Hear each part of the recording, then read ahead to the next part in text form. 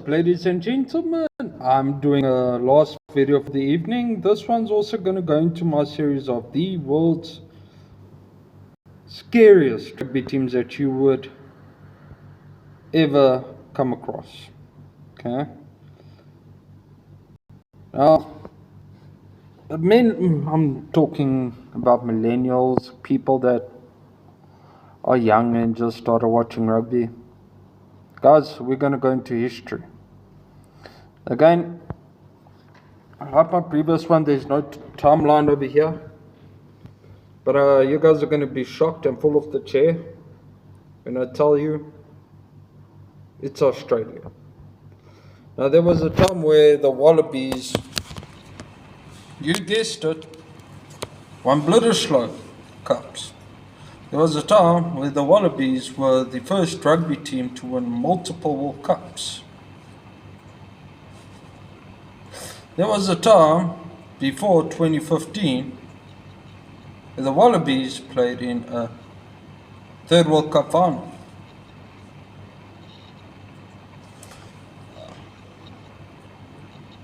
Yeah. There was a time where the Wallabies had a winning streak over the All Blacks.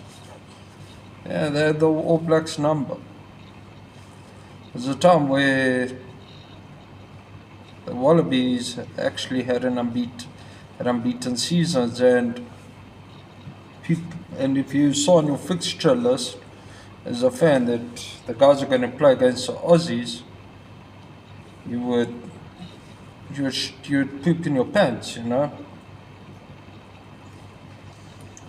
I mean, go look at your Hall of Fame players, your legendary players. How much of those guys are Aussies? I'll tell you guys, a big load. Okay. Before I go into detail, I just want to say, this isn't me ranting and raving on the Aussies. This is me purely saying that hopefully someone from the Aussie Rugby Union sees this video and actually says they want to go back, they want Australia back to where they were. Because you know what? This team, it spans from the 80s to the end of the year 2000s. This team was just amazing. Anyways, let's start here. The first year I'm going to mention here is in the year 1984. The Australians toured the home nations with the young side. They were coached by a gentleman named Alan Jones. The 1984 Wallaby team was the first team to come away from the home nations with the Grand Slam. Yep, they beat England, Ireland, Wales and Scotland. And then they still went up against a strong barbarian side. Okay. Now this was with a young Aussie side. A young Aussie side means practically a side without the experienced players. Okay. This tour signaled an emergence in the Australian side. Okay. Now please note, in the early days, to score 25 or more points was an achievement. The ball was hard and heavy, so it didn't kick much. At this time, tries were 3 points. Converted try was 5 points. So to score 100 points on that tour in your first 4 games was an achievement, and the Aussies did that. Okay. This was also the most scored combined, obviously, by a team touring the United Kingdom and Ireland. Okay. And this was also at this time the Welsh had a strong counter-mauling side. This was the first ever try to be scored by put the scrum over or a maul over the Welsh try line. Okay. In 1986, Australia toured New Zealand in a 3-match series for the Bledisloe Cup. New Zealand rugby was in turmoil because they sent a New Zealand Cavalier team to South Africa. Okay. This led to a ban for the top players that toured South Africa, aka the Cavaliers. This was a ban because at that time you weren't allowed to play against South Africa. It was in the apartheid era, okay? There were sanctions against us, but so they took a team of their top players, okay, the Cavaliers, okay, to South Africa and practically played a B team against the Wallabies, okay? Or you can say New Zealand Barbarian side. The Aussies won the first match 13-12, okay? The ban on the players was lifted for the second test on the 23rd of August 1986. And the All Blacks won that match 13-12. But there was controversy. The referee disallowed a try from Steve Tuyaman. And but look, that's not going to change anything. The final match was played on September the 6th at Eden Park, and the Australia beat a full-strength All Black team 22-9 to secure their first ever series of the All Blacks on New Zealand's soil. Okay, yes, there was a Wallaby team that could beat the All Blacks at Eden Park. Okay. So, and then the Aussies went into the inaugural Rugby World Cup, which was, you guessed it, held in New Zealand in the year 1987, confident. But however, the semi-final against France at the Sydney's Concord Oval.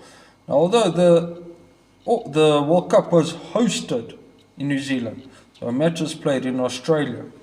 Okay, Australia lost to France 30-26. Then they lost the third or fourth place playoff against Wales. Okay, but that third or fourth place playoff was sent a lot of fringe players. Okay, while Australia's performance over the 3 years under coach Andy Jones was of a high standard, Jones had a polarizing effect on the team, with many players unhappy with his management style, so he retired. Okay.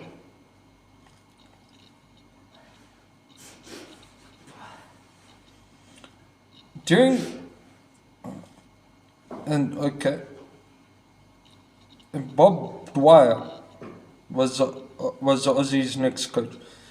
But this was his second reign because he reigned as Aussie coach from 1982 to 1983. Okay.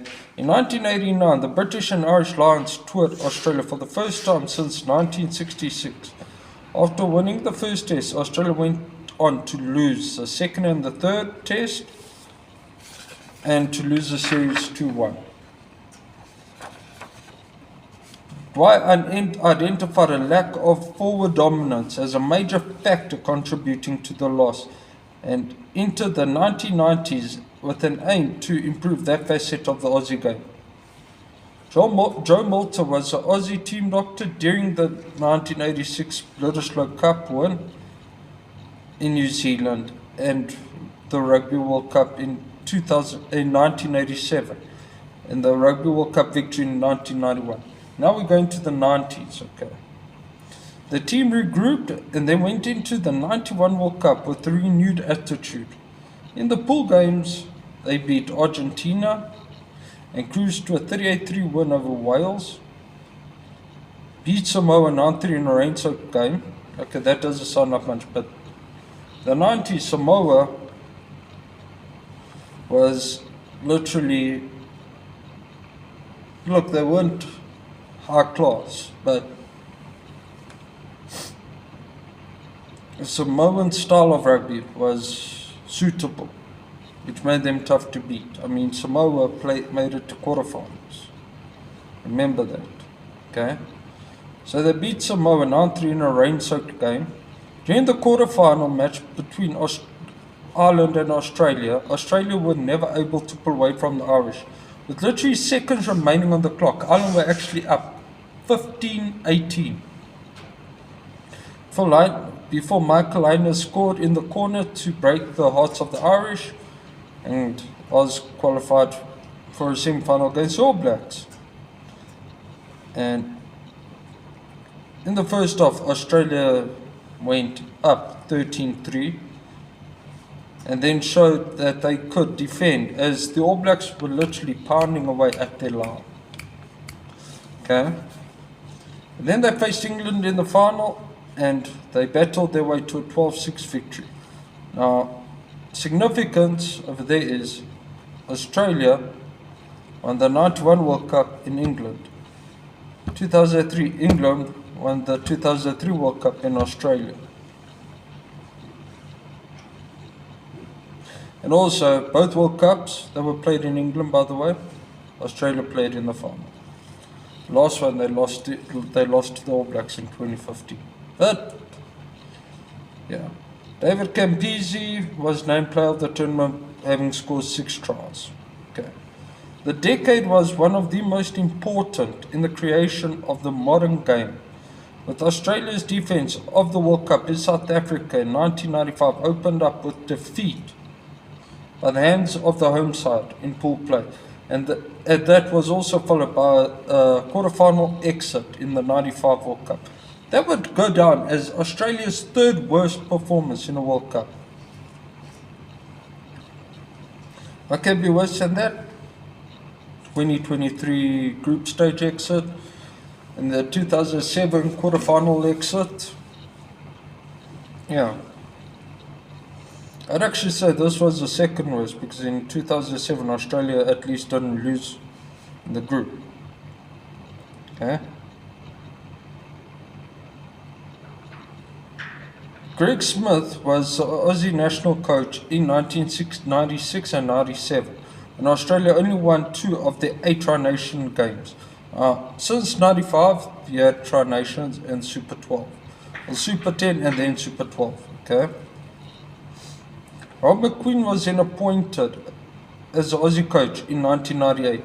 They won both their tests over the Kiwis to gain the Bledisloe Cup, and then retained the Bledisloe Cup in 1999, and they defeated the All Blacks by a record 28-7 margin.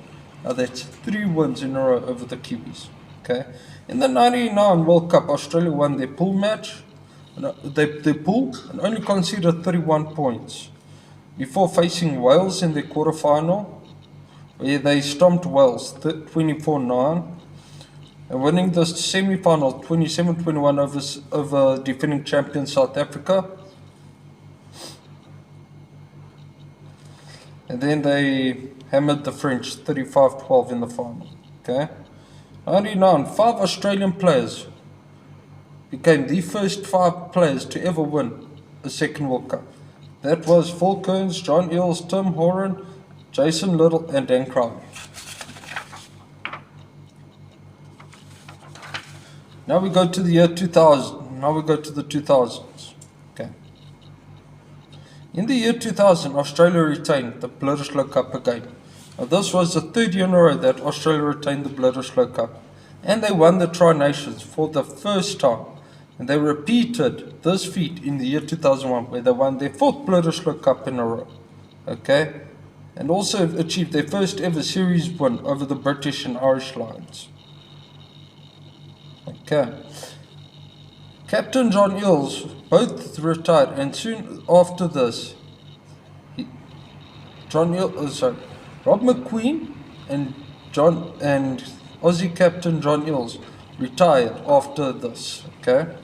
And Eddie Jones became the Aussie coach, and George Gregan became the Aussie captain. George Gregan would also have a big part in the Australian success during this time as well. Okay. This period also saw big money signings at the top level from rugby league. Footballers Matt Rogers, Wendell Sailor, and Lotu Tiki would convert over from league to rugby union.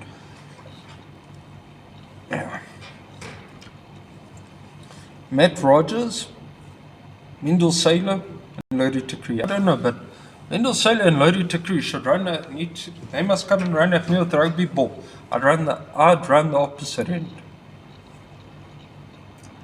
All of whom went on to represent Australia. This was a contrast to much of the previous century where many of the rugby union players were lured to league for large salaries.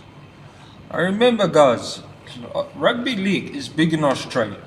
Okay, even Australia's rugby union team can be number 1 in the world. League would still be big. But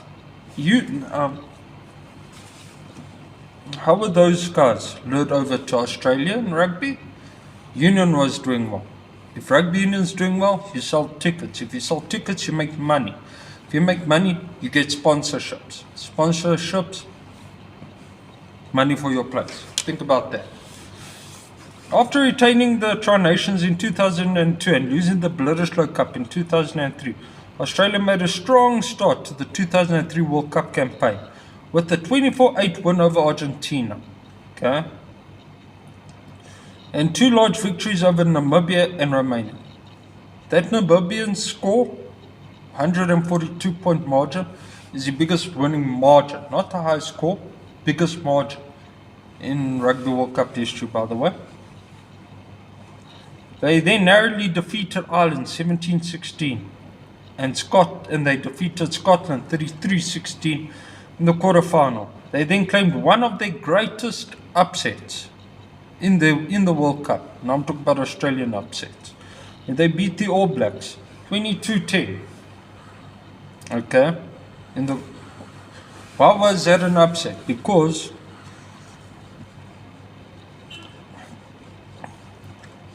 the All Blacks dominated Australia in 2003 in the Tri Nations. Okay? This got George Gregan to taunt the All Blacks and say these following words: 4 more years, my boys, 4 more years. Boy, would that come and bite him in the butthole the following week, because England got the reverse on Australia, beating Australia in their World Cup final in Australia.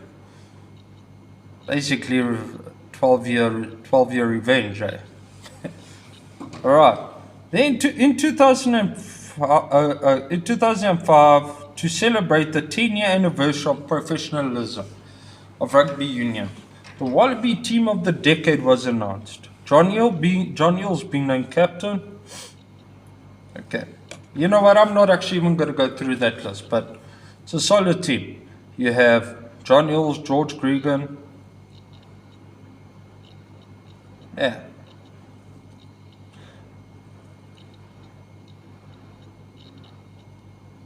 Following the 2005 European tour, media outlets such as the Daily Telegraph called for the sacking of Eddie Jones. 2005 European tour, despite Eddie Jones actually being... Look, okay, Eddie Jones is, I believe his philosophy now has dwindled and gone. You know, it's been outdated. But it wasn't at that time. But at that time, this should tell you how strong the Wallabies were. Oz lost 2 matches on the European tour against England and France. Okay? That European tour, losing to England and France, okay? And Eddie Jones had to get sacked. Okay?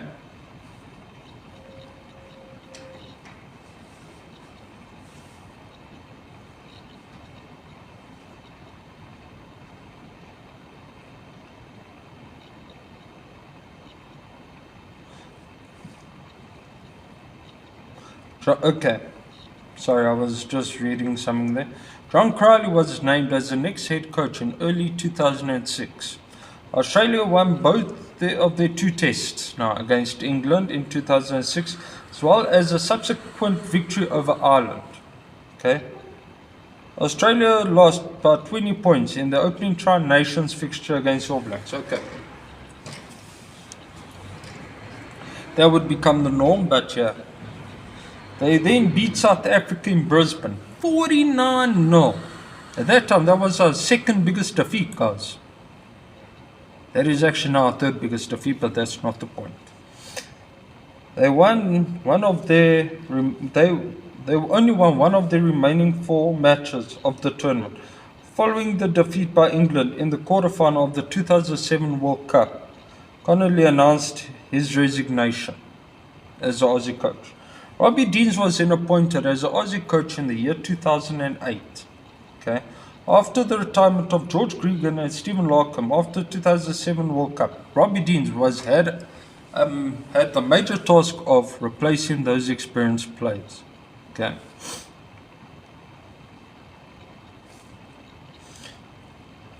The Wallabies had mixed results in the 2008 Tri-Nations. Now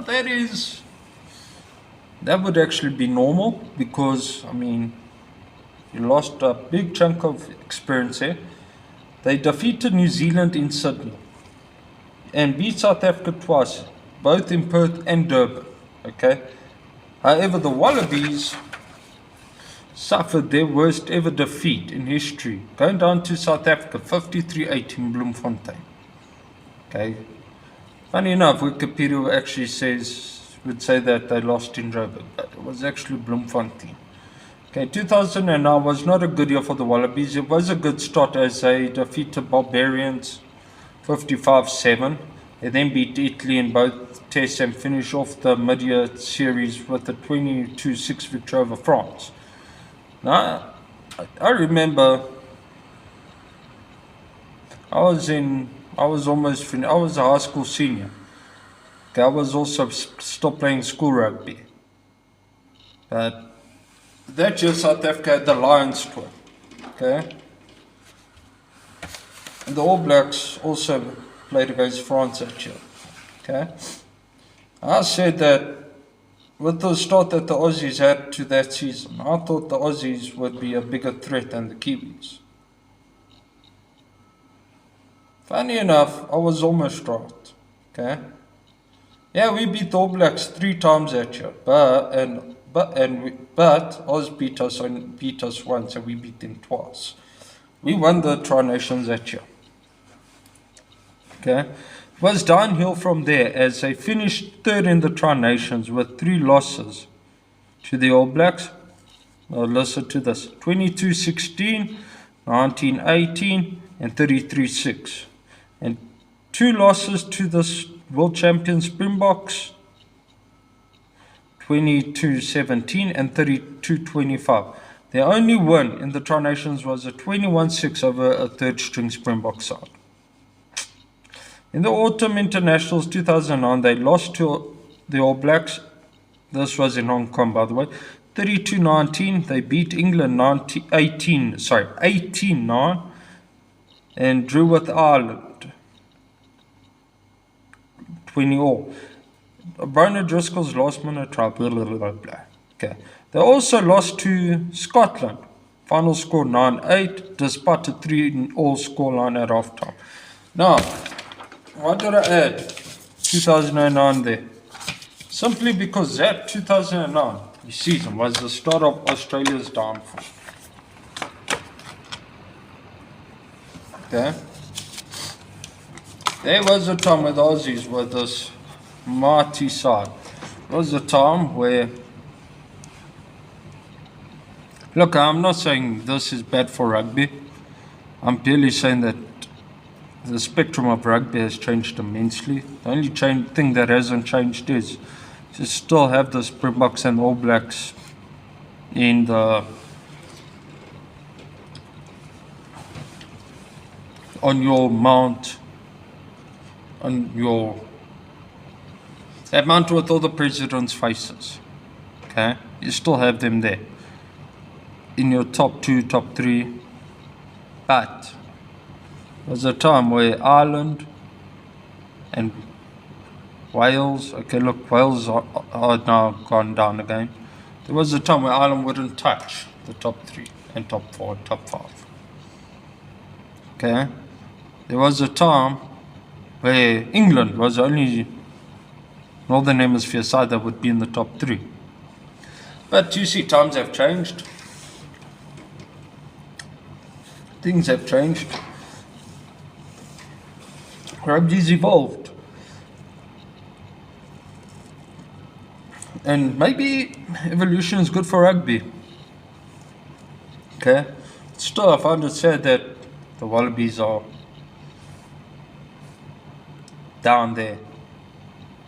You know, I found it sad. But look, let's hope they climb again to those levels. I believe it will take time. I think it will take at least 2 decades. But who knows, you know? If you know, let me know what you know in the comment section. And please like my video and subscribe to my channel. Cheers, guys.